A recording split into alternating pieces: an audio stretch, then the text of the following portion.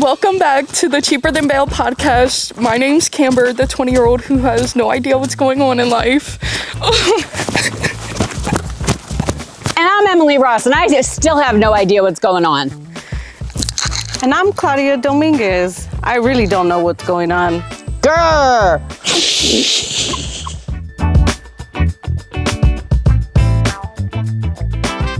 Today, we're going to talk about the cinematic masterpiece, Cocaine Bear. If you haven't seen it, we'll probably put some clips in for your viewing pleasure.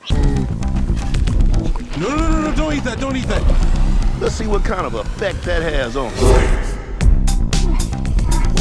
And we have my very good friend and peer support specialist, Claudia, to help us walk us through the importance of Cocaine Bear as a masterpiece of the theater.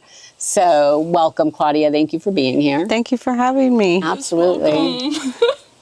Camber is so excited to start us off. Yes, Ranger Camber is excited to start us off. sir, yes, sir. What was the, okay. Oh my god, okay. What's one misconception about, like, addiction or addicts that, like, drive you up a wall? Like, something that is obviously not true. Not true or misconception. So one thing that I absolutely can't stand or drives me up the wall or maybe nuts, if I may, is when people say, once an addict, always an addict. Clock it. What the heck does clock it mean? We got 50-year-olds like, watching this. What does clock it mean? Do you know what that means? Like, period. Do you know what that like, means? you're right, Period. like, you just ate that up. You know what I mean? I just ate that up. You Does that talk mean like it's my true? 15-year-old daughter. Do you have a dictionary for this? I need an app. Is there a translator? That means it's true?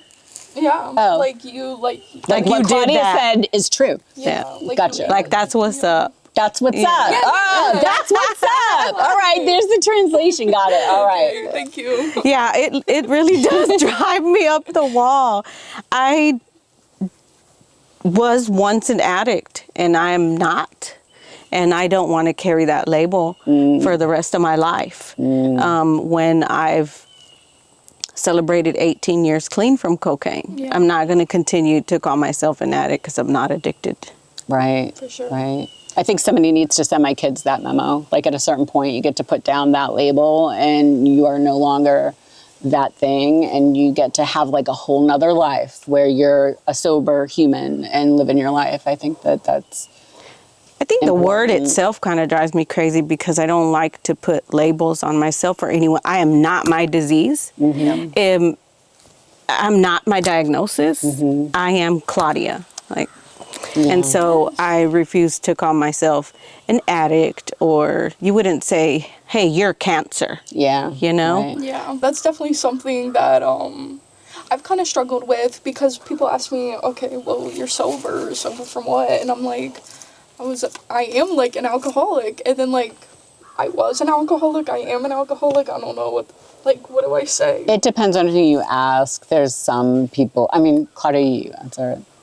Well, I think it's a personal thing too, especially early in recovery. Maybe back then I wouldn't have said I'm not an addict because I was addicted, but for myself, and I can only speak from my personal experience, I'm not going to carry that for the rest of my life. And that's why that always an addict bothers me. At one point in time, I was, but I'm not anymore.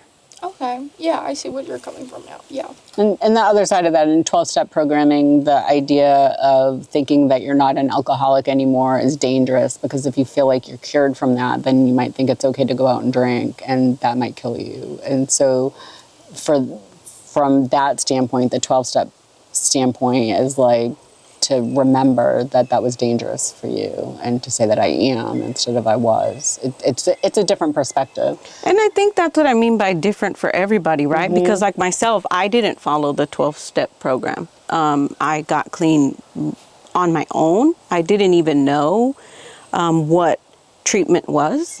I didn't even know what mental illness was.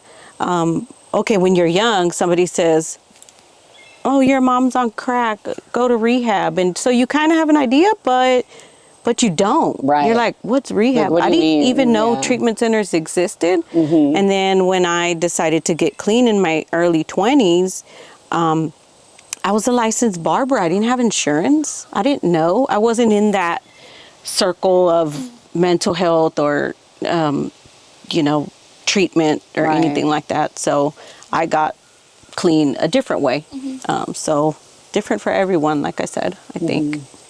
And we use Cocaine Bear as, I don't know, as like this giant metaphor for people who struggle with addiction and maybe mental health, because it really, it is a metaphor for the chaos and just how it can go from 0 to 1,000 like so fast and unexpected. And so is there anything, I know you didn't watch the whole movie, but is there any time in your life when you were in your addiction that you can think of that there was just something that happened that was so outrageous that it seems unbelievable or untrue?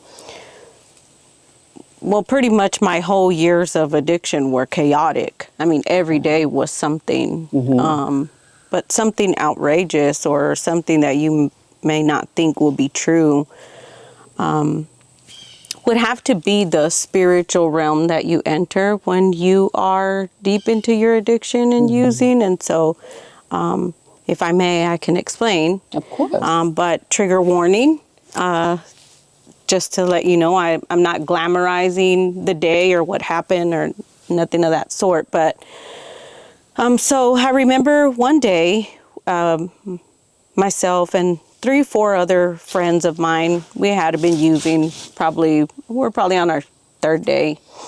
And we're sitting in this trailer home, and all the guys are having a bad trip. Like everybody's freaking out. They're hearing somebody that's talking through the vents. There's people under the trailer. They're coming to get us.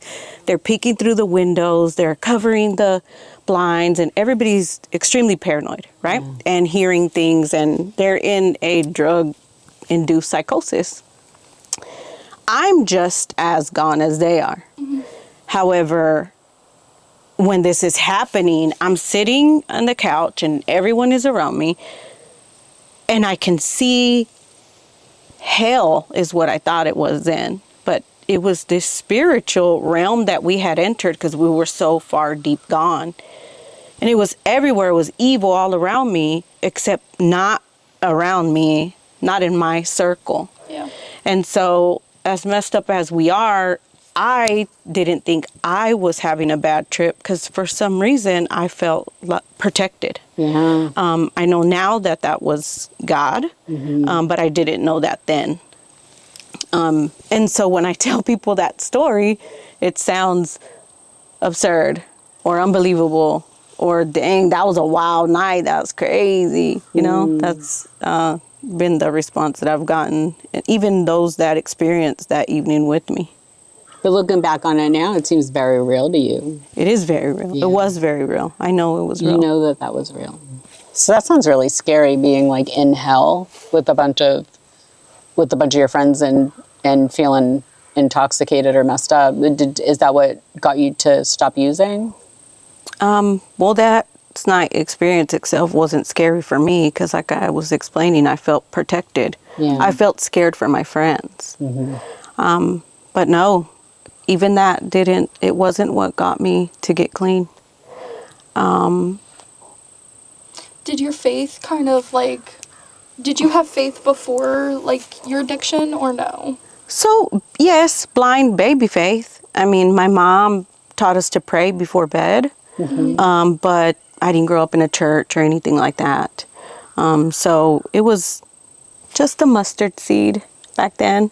Now that my faith has grown so much more, I can see that the Lord was with me the entire time that I was in that mess. Do you think your faith kind of spawned from that, your strong,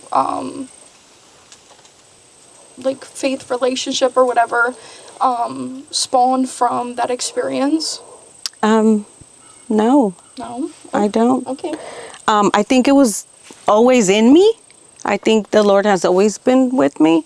But my moment where I decided to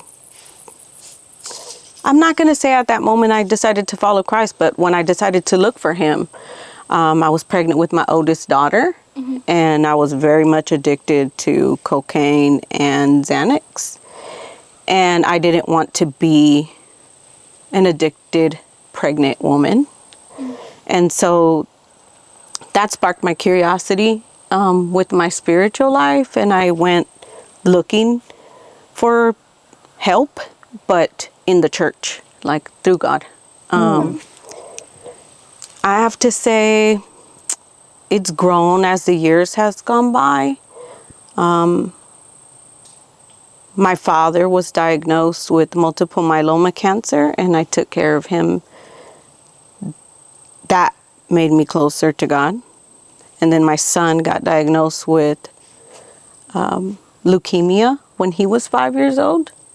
And that got me even closer to God. And it overlapped. Yes. The two diagnoses of her Yes. dad and her son overlapped. Yeah, for about a year before my dad passed away. And so all these little, not little. Those were that- huge. All those huge Yeah. things that happened brought me closer and closer and closer to God and made my faith grow more and more. It's so, because we were talking about this earlier, and we were talking about that different people respond differently, and some people get angry at God and will turn their back on God when things get hard, and how the two of us had in common that we don't. We tend to kind of hunker down and look for God's protection, and how we were curious, really, like what makes one person do one and one person do the other. You know, especially when you're not raised that way to do that. I'm curious about that. If you know the answer, tell us, because I think it's helpful, because what you don't need at a time like that is to be spiritually vulnerable, I think. Right. I guess that's also something I don't relate to, because when things do, like, when shit hit the fans, quite frankly, I kind of turn my back on it. And I turned my back on it once, and I don't think I ever went back. To tell us, explain that. Like, what helped you do that? Or why? What was your thinking? Yeah, well, my brother, my little brother, my world, I love him so much. Oh. He got diagnosed with Duchenne muscular dystrophy, which his specific case has kind of like a time limit, unfortunately. He's definitely terminal. So I never understood why God would put a child here and they're sick, you know what I mean? And there's nothing you can do about it. And just to watch him progressively get worse as the years go on really breaks my heart. And and especially like everything happens pretty shit, honestly. Like, why would God give my mom breast cancer? Like, why would you do all of these things to people that I love? You know what I mean? I just don't understand how that happens. And where's the good in it? I can understand how you feel. I really can. I have a nephew with Duchenne muscular dystrophy. And my niece had leukemia. Oh, wow. Yeah. However, I still don't feel angry at the Lord. And I will say this, but this is only my own experience, right? I don't know that I believe that the Lord did it to them, okay? What I do believe is that the Lord says that if we seek him, he will be with us. He will walk with us through these hard times. And so that's what gives me comfort when I see my dad and my nephew and my son struggling through their illness or diagnosis. And so you said, what's the good in it? So I remember at one point, my son told me that we had to find the blessings inside of the negative situations. And so whatever that is, whether it means to be even closer to him during the time that he has left, as opposed to what if he were healthy? Maybe you weren't close. I don't know. But you have to find the beauty inside of the negative situation. Yeah, I guess my one trouble with that is, like, the bad never stopped. Like, it started and it never stopped. Well, I'm 50 and the bad never stopped. My biggest trauma happened in March. Like, I I don't know. And that was one of the things about getting sober that really troubled me, is I thought that I would be more equipped to handle hard things, and I don't feel better equipped. I feel less equipped. I cope less well because I feel every single bit of every emotion, and it's very uncomfortable. But I can say I am proud of doing it sober, and I am glad that I can do it sober now, and that drinking about it or doing drugs about it wouldn't help any of it. But the hard things never stop. That's how life is. It's like, I feel like that Donkey Kong game, which you probably have no idea what that even is. It's the big monkey Yeah, it's with the big like faint hammer thing, yeah, let's right? pretend it's a big bear and he's throwing barrels down at you, right? That's how I feel like life is. Like, you're getting barrels thrown at you, and how you jump over those that's your choice. How you manage your life. You can jump over them like a beautiful ballerina. Avoid them at all costs. But you can't. I know it's so terrible. It's actually something I'm really working on, because I can avoid anything. It's I mean, honestly, it is a choice you can make. yeah. Yeah. It is a choice you can And make. going back to the addicts thing, I guess I've seen a couple addicts, I won't say that they're addicts, and like my lifetime or whatever, and they like, by the end of it, they like hate drinking, you know what I mean? But they still have to drink. For me, in my case, I love to get turned up. You know You're what 20, I mean? Camber, that's why. Like, you're 20 years old. Like, alcohol's still your buddy. I'm 50. Alcohol is not my friend anymore. She's a toxic little BFF that might try to talk me into thinking she's going to help me out. But I'm going to be arrested, divorced, and I don't know what else, you know, the first time I hang out with her. Like, it's because you're 20 that you still like her. You make a good point. I'm sorry, I try not to make good points, No, but especially you when do. I'm in a bear costume. It's like, I don't know how she could take me seriously in this thing. Because it's your voice. My voice, the voice of reason on her It is- shoulder. You're so perfect. You're so perfect. As I sit in front of fake cocaine in a park with people walking by, like, I'm just perfectly normal. I'm a therapist, you should definitely take advice A from. ranger, what are we talking about? So in your work as a peer support specialist, does that ever interfere with your own ability to manage your own mental health or your own addiction? Well, Your own if I'm addiction talking recovery. in true honesty, right? In the beginning, it was really hard to juggle. Yeah.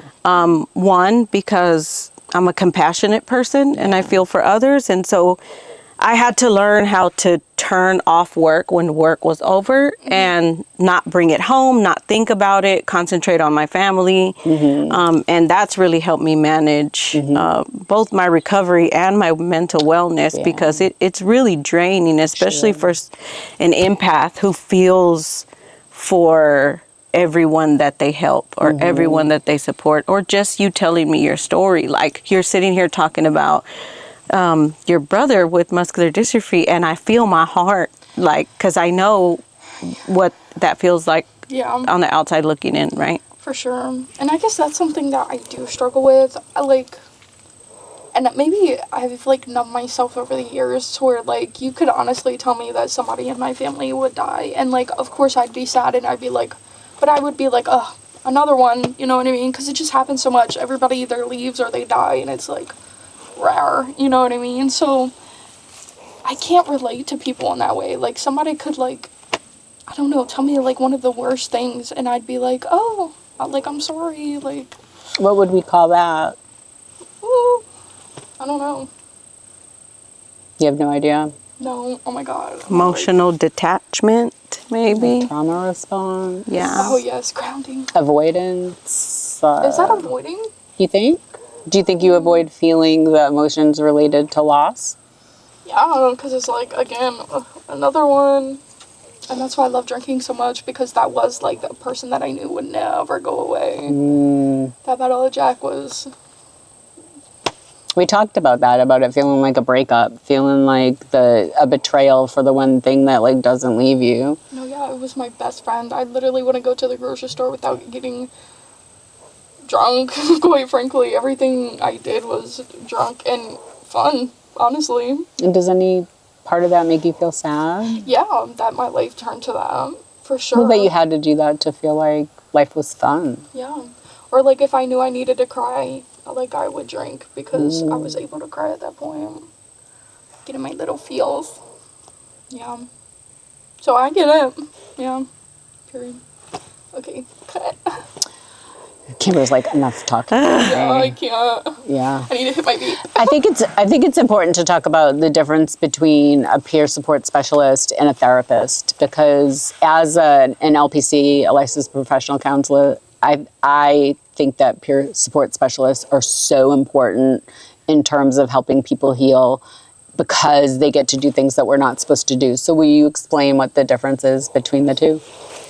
So I can't speak on, you would be able to speak on what the therapist side is, right? But as far as peer support goes, it's really just using your own life experiences to connect to other people in order to support them through their own journey. It's having the ability to be open and tell them, this is what happened to me, this is how I did it, you can do it too. Even if it's in a different way. Like, you meet them where they are, you don't judge, you're not telling them what to do, you're not giving them answers, you're holding their hand, you're walking with them, you're saying, hey, if you can't do it alone, I'll do it with you. Yeah. And so that's the big difference, I think, between peer support and like therapy. So where it's really ingrained in us not to disclose any personal information about ourselves, like such as recovery status or trauma status or anything like that. We are really not supposed to talk about ourselves. We're supposed to be this non-feeling, non-emoting, just robot that people bounce their own things off of, and that's somehow supposed to promote healing. Whereas a peer support specialist can go into there and go meet you in your pain, hold your hand, and help you find that trail back out of it. And to me, that's how to heal, is for somebody to come find you in your pain and bring you home, bring you out. Really special. You never think that bonding, I guess, with one person like that can help you so much. Oh, yeah. Especially in addiction, when you feel like you're all alone or nobody understands. Those are common feelings that you have. And so when you meet someone and you're able to bond over this trauma, but turn it around in a positive way, really is a gem in itself, right? Yeah. It really shines different. I did not know that my husband, now of 20 years, we just celebrated 20 years. Congratulations. Say congratulations, Oscar and Claudia, in the comments. You. I didn't know he was my one peer support when I met him. And it really just took one person. Maybe he didn't go through the same things that I did, but he met me where I was, and he held my hand, and he supported me, and didn't judge me, didn't tell me what I had to do. And so he was that one person for me. And I think with peer support, it just takes one person to help somebody else crawl out of that hole that they're in. Yeah. Yeah. And I think it's so important, especially because I didn't have anybody. Like, everybody that I knew kind of turned their back on me. So it was just me and my best friend rocking out. This is before I met you. Oh, You're the peer. It's because I'm wearing a bear suit. Oh my god, she gets so jealous. But yeah, my best friend was like, always, Kimber, like, you really need to go get help. Like, oh, you're about to go marry this guy, like, in the Marines, and you haven't seen him in like 9 years. Like, please get a grip on reality. This is her cocaine bear moment. No, I was literally gonna go ship to wherever, go get married, and just live happily ever after. My god, you're kidding me. So that's when I went to go get treatment, and I found myself where I'm at today, and I'm really thankful for it. And we are too. We think Kimber's great. Yeah. We know she's great. Well, you're doing really good. 20 years old, already getting sober. You're off to a good Celebrating start. 1 month. Say congratulations, Kimber, everybody. Don't tell me. Yeah, I love it. I love it. And I love my best friend, my baby girl. Her best friend's great. She is perfect. What did we not think to ask you that it's really important for people to know about peer support? Oh gosh, I don't know. She doesn't Put her know. on the spot like that. I know. I didn't mean to put her on the spot like that. I don't know. One thing that you didn't ask. Brennan, what's one thing about peer support that you don't know that you always wanted to know? I don't know. He's like, I didn't want to know that Village Creek existed, and I thought you were just kidding when you said you were going to meet me in the parking lot Never with been a... here in this way. Yeah, and I think he thought I was kidding when I said, I'm going to come out to get you in the parking lot wearing a bear suit. Don't get scared. I think he thought Don't I think he run. hoped I was just kidding. And I look like this. Please. You look like a ranger. I feel like you look like you're supposed to be in the woods. And I don't fit in the woods. I mean, She did. at least you're dressed regular.